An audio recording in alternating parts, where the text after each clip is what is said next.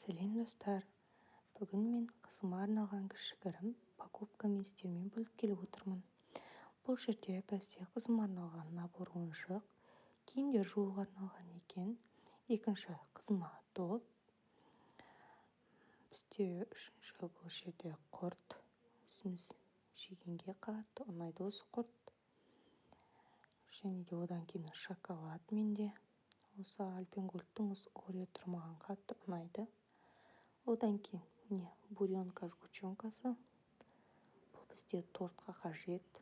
Және де тортқа қажет деп жұмыртқа алдым. Одан кейін қазіргі таңда тұмау қатты жүріп жатқасын мен үйге сарымсақ алып қоямын үнемі осылай. Сосын бізде енді иммунитетті жоғары көтеру үшін фрукты, оның ішінде жүзім. Одан соң бізде банан. Неге достар? Осының барлығы қанша шықты деп ойлайсыздар? Енді бұл жерде менде осы қызымның ойыншығын ашып көріп жатырмын. Өте қызық екен. Бұл ойыншық маған өзіме қызық болып көрінді.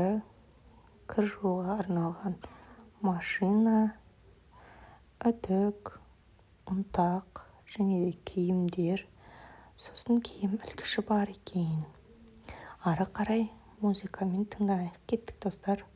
Маған қолдау көрсетіп лайк басып, арнама тіркеліп кетуді ұмытпаңыздар. Менің арнамды қолдап.